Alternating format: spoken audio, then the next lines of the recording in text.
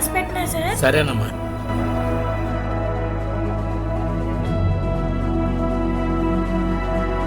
ఎంత సార్? 10,000 అమ్మా.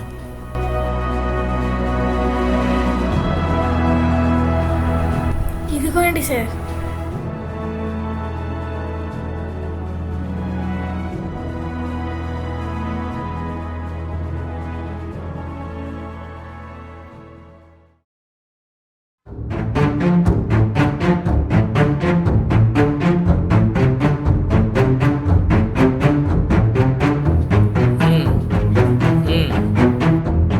సరే.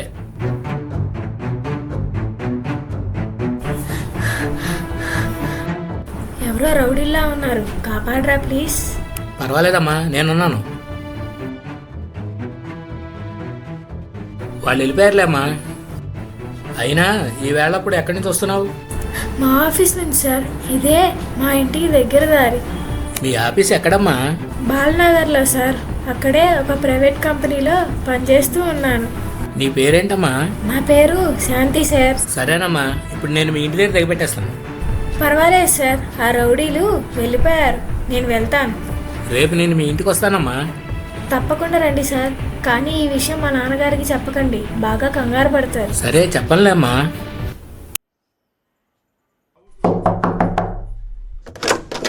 లోపలికి రండి సార్.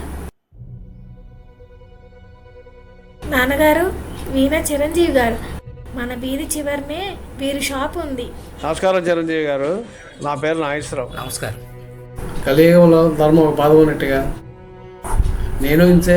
అయ్యో, సారీ నాగేశ్వరరావు గారు. నా అదృష్టం సారీ చెప్పి, నా భార్యను, నా భవిష్యత్తు సారీ చెప్పి, నా కాళ్ళని కూడా తీసుకెళ్ళాయి సార్. మీరు మాట్లాడుతూనే ఉండండి, ఇప్పుడే వస్తాను. మీ అమ్మాయి బంగారం సార్. శాంతి పొత్తడే కానీ విధి దాని బతుకులు చిత్తడి చేసింది సార్. దిగులు పడకండి, మంచి రోజులు వస్తాయి. అమ్మా శాంతి, ఒక రోజున కళ్ళజోడు లేకుండా బ్యాంకీకి వస్తే హెల్ప్ చేసావు, గుర్తుందా? ఆ, గుర్తుంది సార్. అమ్మా, మా ఇల్లు సాయిబాబా మందిరం పక్కనే.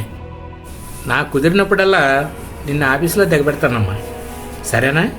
Thank you sir. నా ఒకటితనం నాతో పాటు అందరికీ ఇబ్బందే సార్, శాంతి కూడా నా కూతురు లాంటిదే. శాంతి, నన్ను బాబాయ్ అని పిలువమ్మా. లేదు సార్, నాకు సార్ అని పిలిస్తేనే కంఫర్ట్గా ఉంటుంది. నేను మాత్రం నిన్ను చిట్టి తల్లినే పిలుస్తాను. సార్. మీరు ఒక బ్రదర్లా అండగా ఉన్నారు సార్. మీరు ఎలా తెచ్చుకోగలను? మనలో మనకు రుణాలు ఏంటి సార్?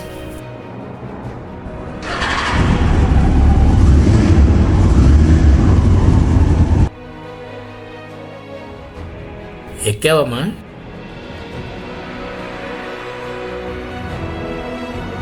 సరే అమ్మా.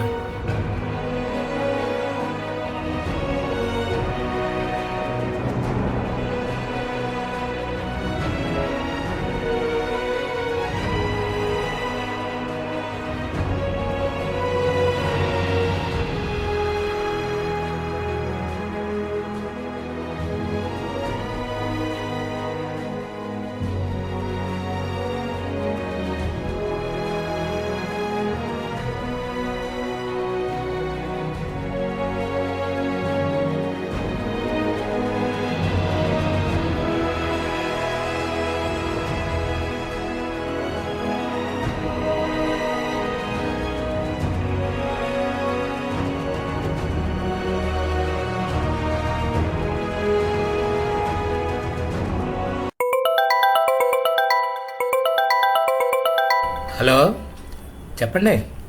నేను శాంతి తండ్రి నాగేశ్వరరావు. నేను 2 రోజులు ఊళ్ళో లేను సార్. అంతా బాగున్నారా? శాంతి ఆఫీస్కి వెళ్ళి 2 రోజులు అయిందండి, ఇవాళే వచ్చింది. ఎక్కడికి వెళ్ళామమ్మా అంటే ఏమి చెప్పట్లేదు సార్. చిట్టి తల్లికి ఏమైంది? సార్ బాగానే ఉంది సార్, కాకపోతే తను తప్పు చేస్తే నేను సలహా తిరగలేను సార్. కొంచెం ఏం జరిగింది కొద్దిగా కనుక్కొని చెప్పండి. కంగారు పడకండి, చిట్టి తల్లిని ఆఫీస్కి తీసుకెళ్తాను కదా, ఏమైందో కనుక్కుంటాను. థ్యాంక్ యూ చిరంజీవి గారు. సరేనండి.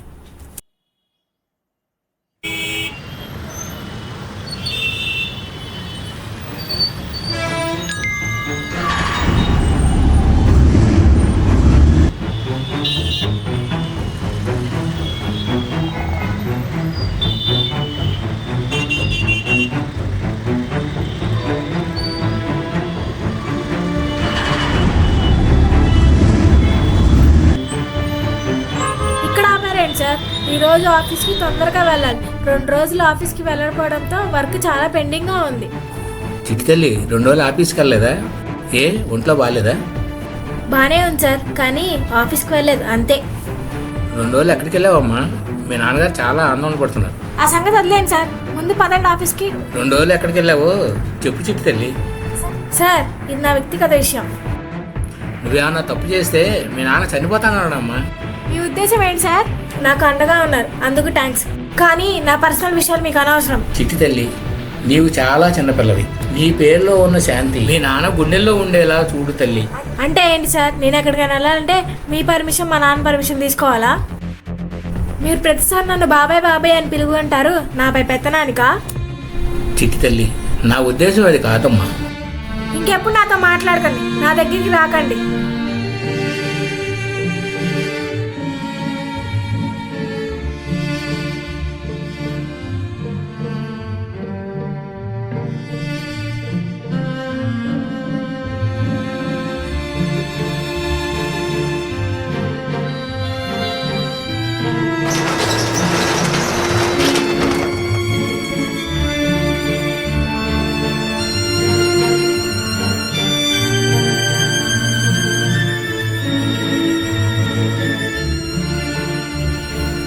మనలో చాలా మంది కన్న కూతురుతో కన్న కొడుకుతో ప్రేమగా మాట్లాడరు. పోనీ అందరితో అలాగే ఉంటారా? కాదు. బయట వారిని నా కూతురు నా కొడుకు అంటూ వరుసలు కలుపుతూ అయిన వాళ్ళని పట్టించుకోకుండా కాని వారిని అయిన వారిగా అతిగా అతికిపోతుంటారు. ఇక్కడ ఒక విషయం గమనించండి. ఒక తల్లి కడుపులో పుట్టిన వారు మాత్రమే ప్రేమలో పొంగాలి. అందరినీ అభిమానించండి, ప్రేమించండి, తప్పులేదు. కానీ మీ కన్నవారిని మించి కాదు.